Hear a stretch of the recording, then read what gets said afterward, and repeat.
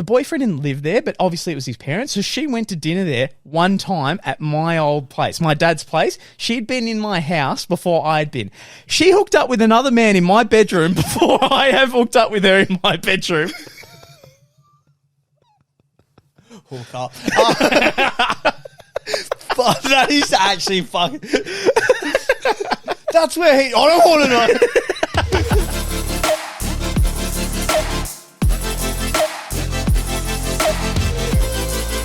Ladies and gentlemen, it is Morokai with 2 eyes. We're back on every single Monday, Tuesday, Wednesday, Thursday, and Friday, 7 a.m. on Spotify and 4:30 p.m. on YouTube. Mate, they say that winning the lottery, you have more of a chance getting eaten by a shark while getting struck by lightning. Really? I know that sounds crazy, but sounds incredibly crazy. to win like a massive Powerball, massive sum, yeah. Yeah, the luck rate is insane. I suppose because everyone is entering the draw. The story I'm about to tell you, I can't fathom the chances that this happened, but it did. Yeah, right. Okay, so it's like a 1 in like a billion. Nah, well, Jesus. All right. This is like, It's good, but it's not that good. No, this is like that time I prepped a story and you're like, it's Iron Man versus Thanos. I'm like, whoa, calm down, big fella. hey, actually, because that clip just recently went up on it. And you're like, maybe it's internals. I'm like, it's not that bad. But this is a pretty crazy event. Okay. So I'll get you to rate at the end. Right? All right. Okay. Beautiful. So when me and my girlfriend met, yes. okay, we met about, I reckon, a year and a half ago. I'd say so. Okay, she's, I think, 30. I'm around 27. What happened was, I took her on a date, and I remember when I first took her to my dad's house. Okay. Yep. Right. So when I took her to my dad's house, Yes. I think we caught up every night, so it might have been a week in, right? And she came in and she made an off comment. She's like, I don't know why. I feel like I've been here before. She's like, I have no idea why. Deja vu. Yeah, exactly. Anyway, comment never got brought up again. And when I go to my mum's, which is about 45 minutes, heading towards like the sticks, More country, more the valley, I go out there and she's like, oh, do you want to know something crazy? I've actually been out this way before because my ex-boyfriend's parents moved out that way. I wonder if it's close to you. Right? Yeah, right, okay. And I'm like, oh, interesting. Anyway, we're going down the road and we're about 5 houses away from my mum's. And she goes, how close are we? Because that's the house. And I go, you're kidding. We're like 5 houses away. She's like, oh my gosh, like my ex-boyfriend's parents moved here.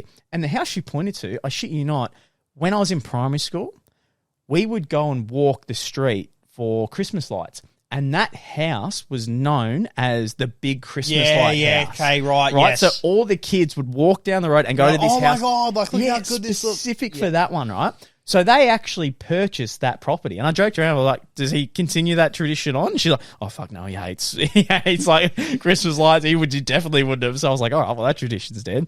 Anyway, so I thought, what are the fucking chances that I'm taking you 45 minutes away to my mum's place and your ex-boyfriend's parents now live 5 houses so down? Odd. Anyway, she asked me like 2 nights ago, and she goes, oh, I'm not gonna lie, it's been playing on my mind. Do you know how to find out the previous owners of a house? And I go, oh, I don't, but my mate does. Yeah, and she's right. like, okay, can you message that mate your dad's place and find out who the previous owners was? I was like, sure. Get a message back 5 minutes later. And then let's just say the name's John Smith, something simple, right? I go, yeah. So the previous owner was John Smith. And she goes, Smith? And I'm like, yeah. And she goes, oh my fucking God. And she's like, no, it's not. I'm like, yeah, John Smith. And she's like, and I go, and she's like, Lorraine Smith? And I'm like, yeah. And she goes, oh my fucking God. That was my ex-boyfriend's parents.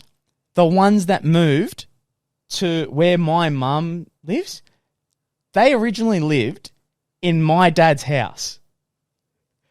And I shit you not. Holy shit. And I shit you not. The reason when, ages back at the start, I said, wow. she's like, I feel like I've been in this house before. the boyfriend didn't live there, but obviously it was his parents. So she went to dinner there one time at my old place, my dad's place. She'd been in my house before I'd been.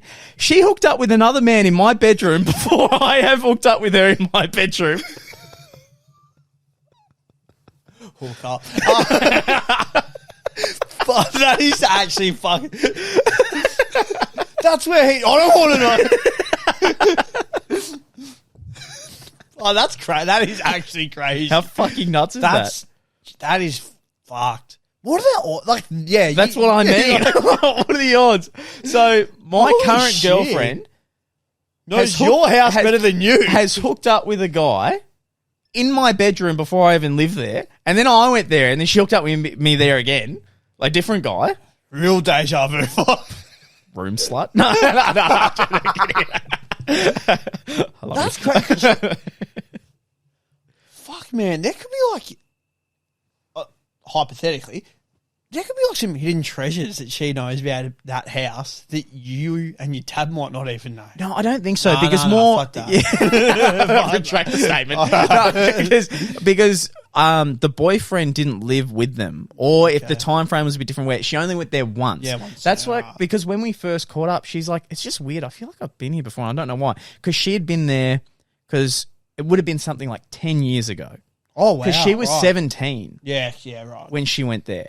So I was like, the chances of my parents buying your ex-boyfriend's house, and then when my parents split and my mum moves 45 minutes away, your parents then move 5 houses down from That her. is crazy. I was like, oh my God. You know, that's like one of those awkward supermarket run-ins.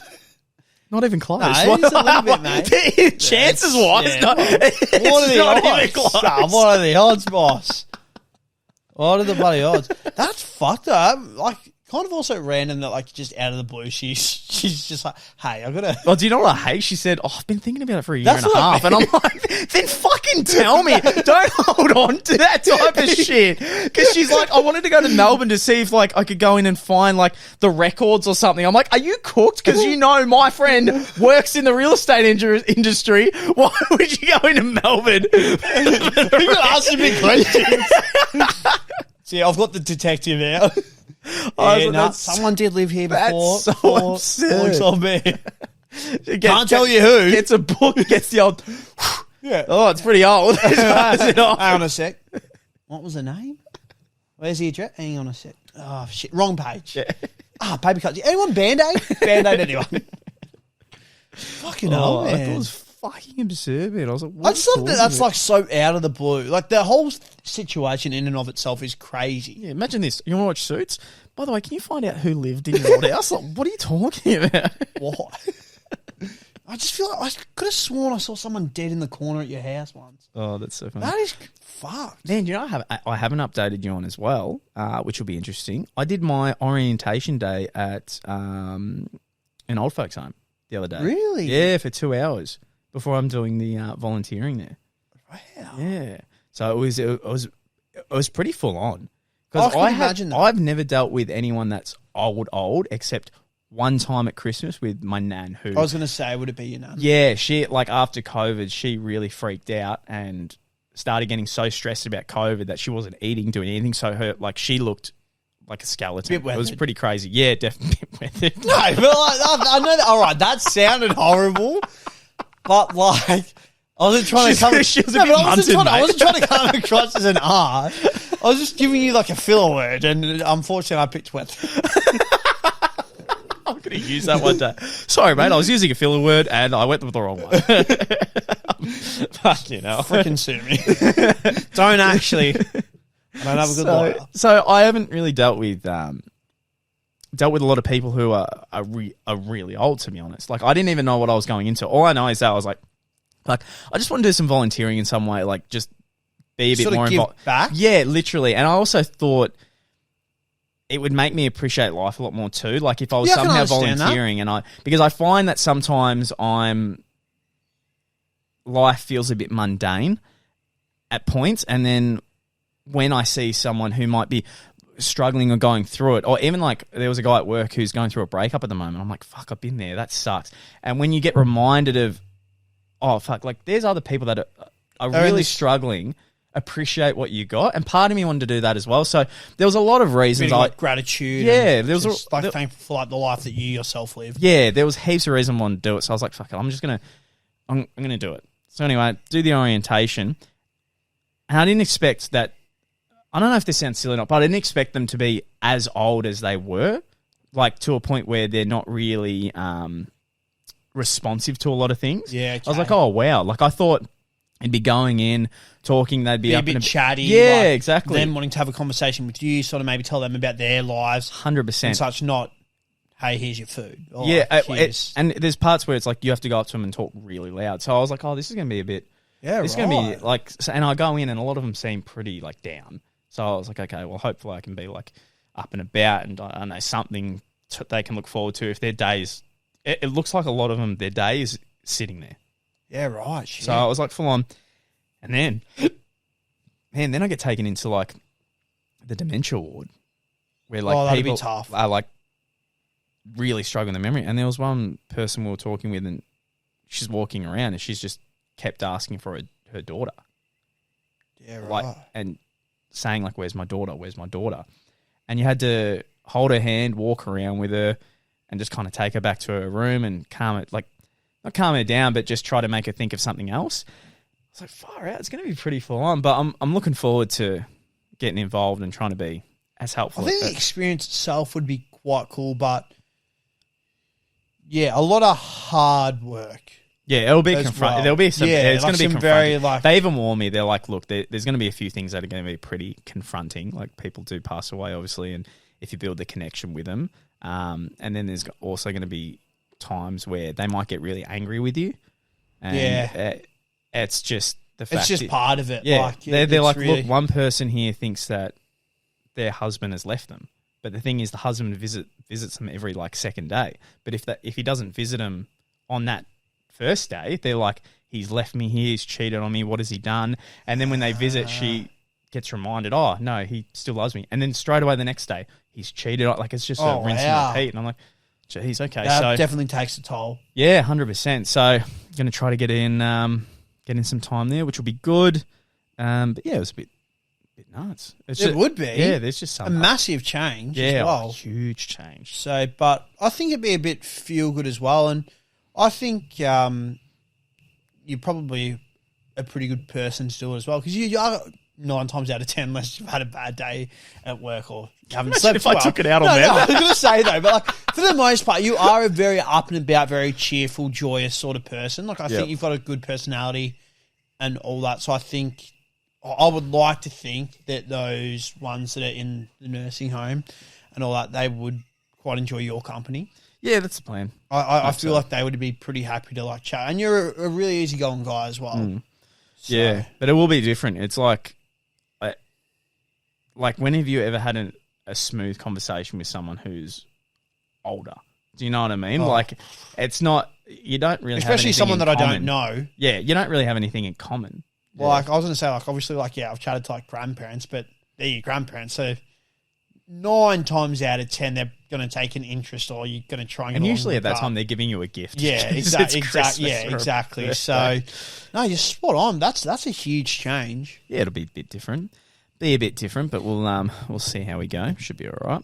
Is there any part of you at all that was also like, and this is just based on previous things that you've said on this podcast. Oh no. Was there any part of you though that was like, I'm going to join a nursing home. Do need some good topics and just content for the pod. Oh no. Might get some stories from this. No, not at all. No, okay, but you're Yeah. quite happy to prank your missus. It's just a bit. I just don't know where you draw the line. Is all. That's hence the question of wanting to know. I wasn't sure if maybe there was just a slight little smidge when you're trying to dog the line. You're like content. Nah, do you know what? I can honestly say definitely not. Because part of me was like, I don't even know if I'll talk about it much. That's fair. I can understand 'cause that. After going there, I'm like, I don't think it's going to be, like, I don't even think when I talk to them, it's going to be, like, I'm fully serious here. I don't think it's going to be like, tell me a story about your life and I'm going to get this, like, amazing tale. Euphoria. I think it's more like sitting with them and just talking while they go, yep. Oh, yep. Okay. They're very old. Like, Yeah, okay. There was only, I reckon, a couple people I would have seen that looked like I could sit down and have like a full-on proper conversation with them. like a proper back and forth. Because originally, like volunteering, I wasn't going to do that. I was going to do something, whether it be like helping with like the homeless or something. I don't know. It was going to be something different. Just getting involved. That wasn't going to be the go-to. Yeah, but okay. this one works well with my hours. Perfect, lovely. So yeah, I don't know. Like after this, you might never hear about it again because I might keep going in and it might just be. To be honest, it might just be sad, but I'm like, it's good to at least take their mind off things. Yeah, exactly. Because I was thinking, I think one of the big reasons was I was like, fuck, what happens if you're like alone when you're older, and then you're in somewhere like that, and you don't have people seeing you. Yeah, well, you're like, what are you looking forward to? Yeah. So I was like, fuck, all right. Well, I want to connect with some that like I go in and like they're like, oh, he's coming in today. Yeah. That is crazy too, because when I used to work in the supermarket, there was an older gentleman, and he was lovely, like always happy to chat to. He was quite old himself, but could hold a conversation and all that. And I think he was with a carer at one stage. I was chatting to us, and like out of curiosity, I was like, oh, like, you know, like how's it been? Like, you know, any kids' birthdays and all that? He's like, oh, no, like I don't talk to any of my children. Like they never come and visit me. And I'm like, fuck, imagine like you grow up, we're told to have a family, like you have kids and all that, and then like for whatever reason, like your child doesn't talk to you, or children don't talk to you anymore, or like want to visit you anymore. I'm like, the whole purpose of your life, would you not just be like, what was the fucking point? Well, do you know what's interesting? I find that so incredibly sad. I saw a study today that, and look, it was one of those ones where you see on Facebook, and obviously I don't know who to quote that did this study, but long story short, it just said that there was a poll done with people who didn't have children and people had children, and and it was just about happiness. Yeah, right, okay. And a majority of the people who didn't get married, let me take that back, have kids. So it was a study with married couples who had kids and didn't have kids.